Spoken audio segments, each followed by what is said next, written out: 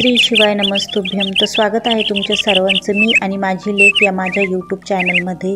तर आज वार मंगळवार, तर चला आजच्या दिवसाची सुरुवात आपण करूया।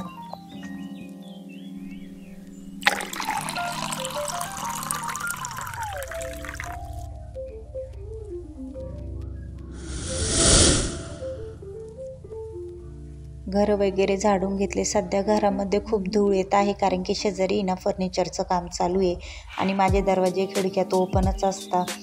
तर दरवाजातून आणि खिडक्यातून एवढी धूळ येते सध्या आता, पण आता तरी लावून घेते दरवाजे कारण की फर्निचरचं काम तर अजून 4-5 दिवस तर चालूच राहणार आहे त्यांचं, आणि तोपर्यंत मग दरवाजा आता मी कंटिन्यू लावूनच घेते। धूळ एवढी झालेली ना घरामध्ये का विचारचं प्रमाण नाही। आंघोळ वगैरे झाली, देवपूजा करायला घेतली। आज मंगळवार आहे, आषाढ महिना तर संपला, पण दरवर्षी मी आषाढ महिन्यात देवीला वगैरे जात असते। मागच्या वर्षी नगरला होतो, तो नगरपासून मोठा जवळ होती, तर मागच्या वर्षी आषाढ महिन्यातच आम्ही मोठाला गेलेलो होतो। आता बरोबर ऑगस्टमध्ये आता वर्ष होईल नाशिकला शिफ्ट झालो। मागच्या वर्षी 4 ऑगस्टला आम्ही नाशिकला शिफ्ट झालेलो होतो।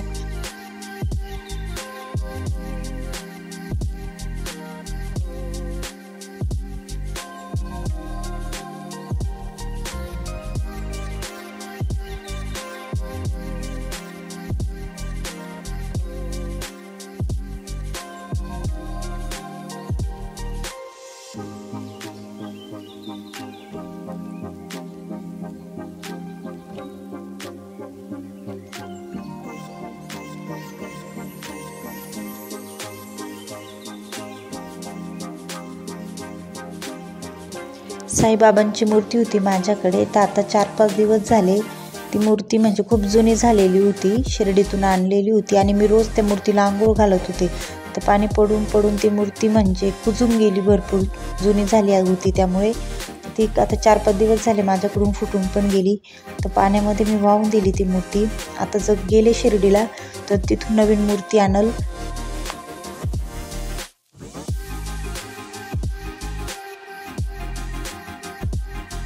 देवपूजा करून घेतली, दिवे वगैरे लावून घेतले, आरती करून घेतली, कापूर जाळून घेतला एका साईडला, आणि सध्या आहे ना मी नवनाथाचा ग्रंथ चालू केलेला आहे, तर तो ग्रंथ पण वाचून घेतला। 15 ते 20 मिनिटाचा तो ग्रंथ आहे, तो पूजा झाल्यानंतर तो ग्रंथ पण मी वाचून घेतला।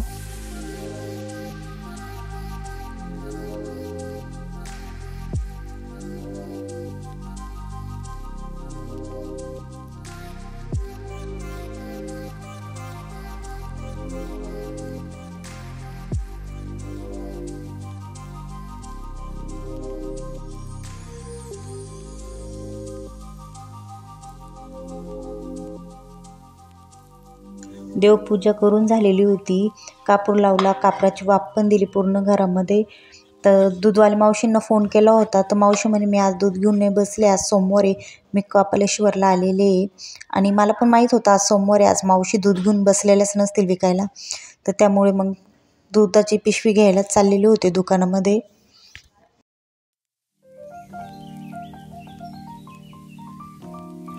तर हे आमच्या तिथलं जवळचं दुकान आहे, तर इथं दुधाची पिशवी घ्यायला आले। मावशींना म्हटले दुधाची पिशवी द्या, तर मावशींना ना थोडंसं कमी ऐकायला, तर मावशी मला म्हणता कुरकुऱ्याचे पुडे का? मी म्हटले कुरकुऱ्याचे पुडे नाही, दुधाची पिशवी। म्हणे ठीक आहे। मग घरामध्ये फ्रीज आहे, तिथे असतात त्यांच्या दुधाच्या पिशव्या, त्या आतमध्ये गेला दुधाची पिशवी आणायला।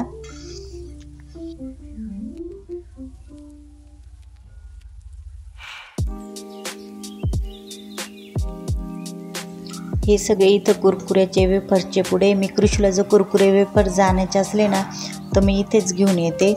आता तर काही कृषीला सोबत आणलं नाही ह्याच कारणामुळे, कारण की ती कुरकुरे वेफर्स मागते। आता दुधाची पिशवी आणायचं ना तरी लगेच मागे लागते की मम्मी मला पण यायचं आहे दुकानात। तिला म्हटले दुकानात नाही चालले, खाली चाललेले, म्हटले पाणी आलं का बघायला, असं तिला बोलले, आणि गुपचूप इकडं दुधाची पिशवी घेऊन निघाले।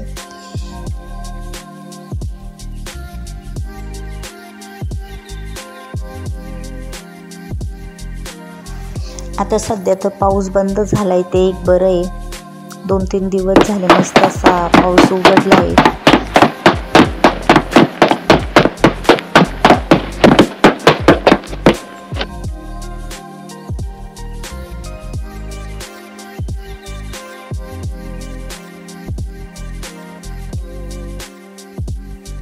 घरामध्ये आली, पिशवी ठेवली. म्हटले आता पहिल्यांदा दूध तापायला ठेवून देऊ, नंतर बाकीचे असतील ते कामं करू.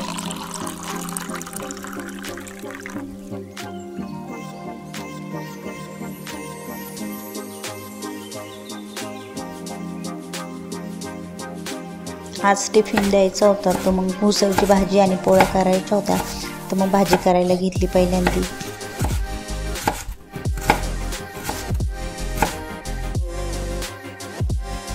रोज रोज टिफिनला काय द्यावं ते पण कळत नाही.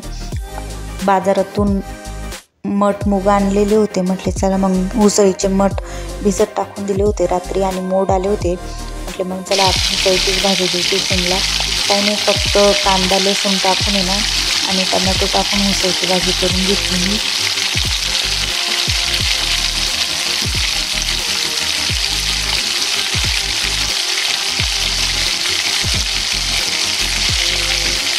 मी उसळची भाजी कुकरमध्येच करत असते, कारण की कुकरमध्ये म्हणजे कसं 3 शिट्ट्यांमध्ये लवकर भाजी शिजते आणि चव पण थोडीशी वेगळी लागते. तशी जर कढईत जर टाकली ना तो खूप वेळ लागतो आणि सकाळी कशी टिफिनची घाई असते, त्यामुळे कुकरमध्ये ना 3 शिट्ट्यामध्ये लगेच भाजी होऊन जाते. त्यामुळे मी उसळची भाजी, बटाटे, भोपळा जरी असला ना तरी मी तो कुकरलाच लावते.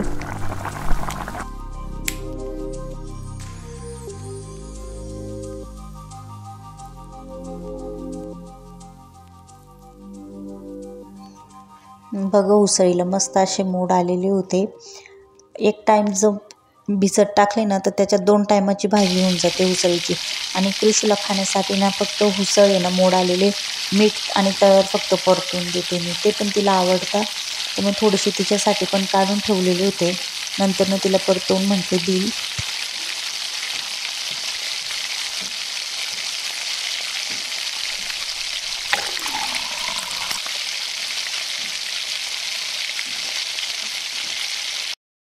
अशा पद्धतीने लसूण, कांदा, टमाटे टाकून उसळची भाजी करून घेतली आणि भाजी एका साईडला लावल्यानंतर मग म्हटले चला पोळ्या करून घेऊ एका साईडला. मग पोळ्या करून घेतल्या पटापट एका साईडला.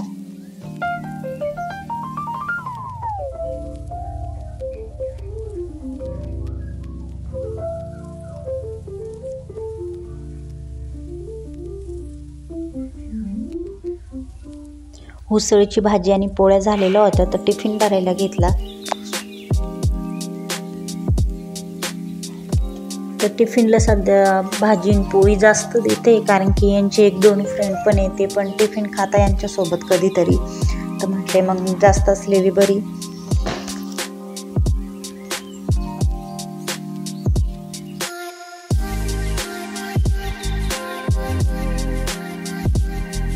मिस्टरांना विचारूनच पोळ्या भरते मी, कारण की कसं जास्त जर दिल्या तर संध्याकाळी रिटर्न त्या परत येतात घरी आणि परत जर आल्या तर त्या कोणी खात नाही, कारण की दिवसभर त्या पॅक टिफिनमध्ये असतात. संध्याकाळी जर उघडलं तर थोडासा वास पण येतो. मग त्यांना विचारूनच आहे ना मी त्यांना हव्या तेवढंच पोळ्या टिफिनमध्ये पॅक करून देते.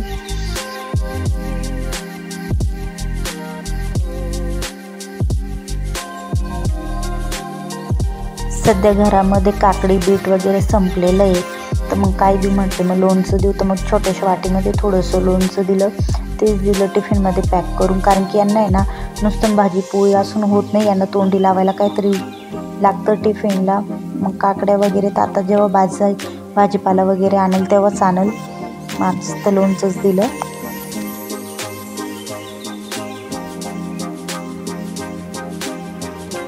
टिफिन पॅक केला तर म्हटले आता चहा ठेवू, तर चहा ठेवला. मग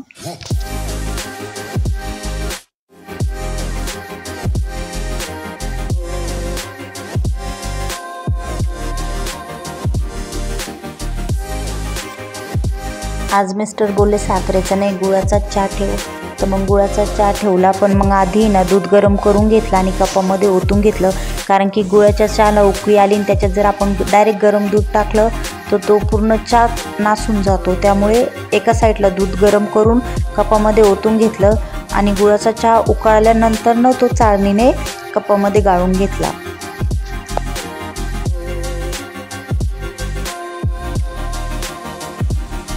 कृषीला चहासोबत पोळी तयार करत होते गावठी तूप लावून. तिला आवडते चहासोबत तूप लावलेली पोळी.